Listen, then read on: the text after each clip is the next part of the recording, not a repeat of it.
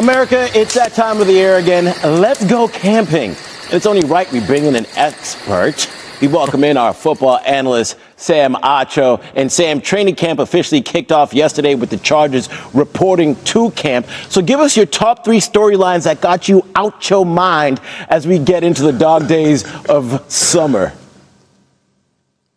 The first one is, what will the Cincinnati Bengals do on defense? Yes, we know they had the #1 passing offense in the NFL last year, but Trey Hendrickson is to mind. Another Trey, but a different team. This time it's Trey Smith for the Kansas City Chiefs. He's the best guard in football, but they only signed him to a franchise tag, a 1-year deal. He he didn't show up to OTAs. He did come to minicamp.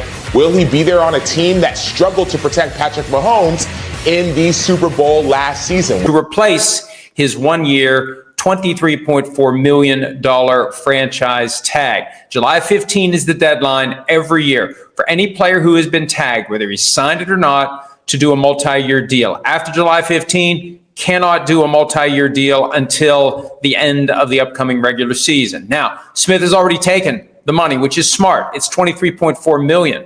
It's nearly $3 million more per year than the average for guards. That's one of the realities of the franchise tag for offensive linemen. It's not broken down by position. So anytime you tag someone other than a tackle, you're basically applying the de facto tackle franchise tag. So big money for Trey Smith, smart to sign it when he did. And now it's as simple as this. He's got a bird in the hand, and it's a pretty big bird in the hand. It's $23.4 million this year. Guaranteed. Next year, if they tag him again, he gets a 20% raise. That's $28.08 million next year. Or he becomes a free agent. So whatever the Chiefs offer him on a long-term deal between now and next Tuesday, July 15, he has to compare it to the bird in the hand. What's the bird in the hand? The bird in the hand takes 2 hands to hold. $23.4 million plus a ticket to free agency or another $28 million for an interior offensive lineman. What does it take to give that up? That was one of the big criticisms I had of the deal that T. Higgins did after he'd been tagged the second time.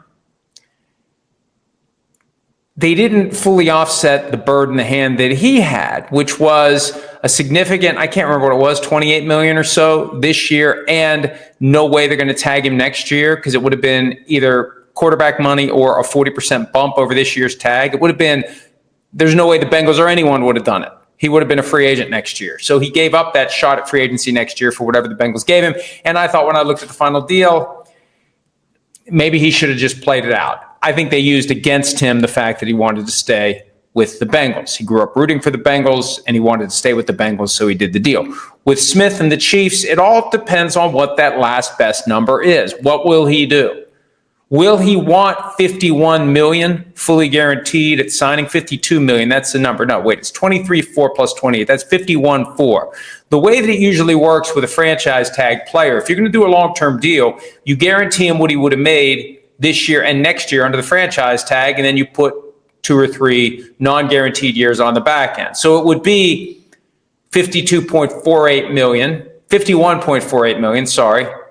I'm getting the 4 and the 3 mixed up in my head. $51.48 million fully guaranteed at signing with some back end years that would be non-guaranteed, but there's no reason to think the Chiefs wouldn't keep him. That would be a fair outcome. That would be the thing that makes it not quite a wash. It makes it attractive because it guarantees you the $28 million for next year. Now, there's no guarantee that he's going to get through the season healthy. There's no guarantee he's going to continue to play well. There's no guarantee anybody would want him at $28 million for next year. You get both tags now fully guaranteed, then that makes sense if that's what the Chiefs are willing to do. There's another wrinkle to this that I didn't think of until I was looking up Trey Smith's career experience. He started all but one game in the regular season, 67 of 68. He was a week 1, 6th-round pick rookie starter at right guard for the Kansas City Chiefs. Also, since he arrived in 2021, he has played every snap of 13 postseason games. That's almost another season of wear and tear, of injury risk, of value to the Chiefs. And I had a thought, and I'd never considered this before, but the Chiefs are such a juggernaut. The worst they've done under Patrick Mahomes is lose in overtime in the AFC Championship. At what point, when you're negotiating contracts for core players, is it fair to say, hey, hang on. Whatever you're going to pay him for the 17 regular season games, we need to factor in a sweetener, given the reality that we're expecting multiple postseason games every year. And those postseason game checks, those playoff game checks, are peanuts in comparison to what the best players make during the regular season. That's the counter to Patrick Mahomes doesn't make top of the market. You shouldn't expect it either. So I don't know whether or not that's going to be part of the negotiation. I do know that there's an expectation there will be talks between now and next Tuesday, but Smith is sitting on a pretty good situation, and we'll see if the Chiefs offer enough to get him to turn in the $23.4 million he's due to make this year guaranteed, the opportunity to make $28 million next year under the franchise tag, or go to free agency. Will they offer enough to get him to say yes to that? We'll see. Deadline again, 4 p.m. Eastern next Tuesday. Now, saw a story this morning on PFT, those bastards. MDS gets up really early, and he usually posts something like 2 hours before I get my ass out of bed. He posted about Kyron Williams. Skull Nation. Now we might be cooking something big in the trenches. With just 2 days left for the Chiefs to sign guard Trey Smith to a long-term deal, guess who's showing strong interest in swooping in? That's right, our Minnesota Vikings. And from what I'm hearing, this isn't just speculation. The Vikings are making calls, and Trey Smith, he's giving the green light. Let's talk about it, what this means, why it matters, and why Kwesi is playing chess, not checkers. Hit that like button, subscribe to Report Vikings, and let's get to work. Alright, so here's the situation. Trey Smith, one of the best young guards in the NFL, is sitting on a franchise tag in Kansas City worth $23.4 million for 2025. That makes him the third highest paid player on the Chiefs. But with the clock ticking down to Tuesday at 4 p.m. ET, there's still no long-term deal in place.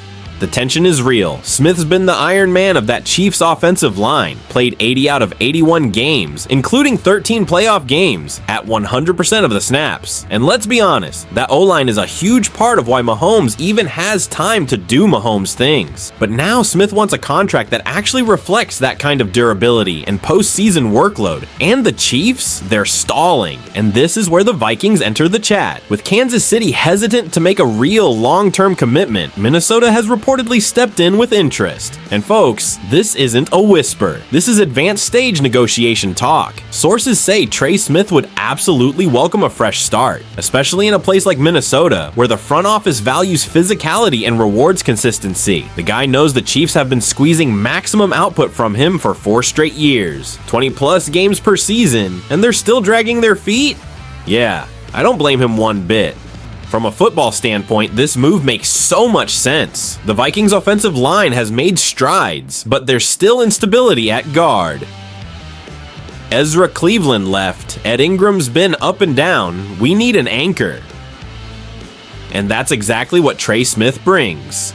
In 2024, Smith allowed only 3 sacks in over 1,200 snaps, posted a pass blocking efficiency of 98.4%, and graded out with a rock-solid 78.6 PFF grade overall. This guy's a mauler in the run game and stout in pass pro. Plug him next to Brian O'Neill or Christian Darrisaw. That's dominance. And with a rookie QB like J.J. McCarthy stepping in, this kind of veteran protection inside is invaluable. It's about more than just blocking. It's about giving your franchise quarterback confidence in the pocket. Look, Kwesi Adofo-Mensah has made it clear. This team is building for sustained success, but not at the cost of being competitive now. That's why you bring in guys like Aaron Jones and Jonathan Greenard. That's why you draft high IQ defenders like Dallas Turner and grab a potential franchise QB in McCarthy.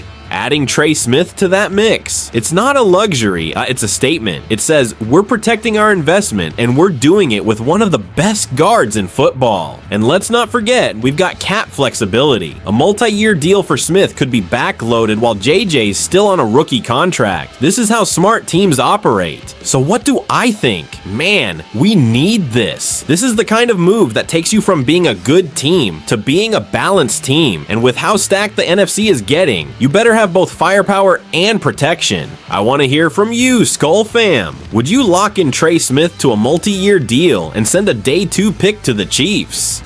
Is it worth the investment, or do you think we should hold firm and trust the young guys? Drop a comment down below. You know I'm gonna be in there responding. The trenches win championships, and Trey Smith is a certified dog in the trenches. If the Vikings land him, that's a massive win for JJ McCarthy, for Kevin O'Connell's offense, and for the whole Skull Nation. Make sure you hit that like button, subscribe to the channel, and turn on those notifications, because if this deal goes through, we'll be breaking it down the second it happens. I'm Victor, this is Report Vikings, and we might just be building something special. Skull.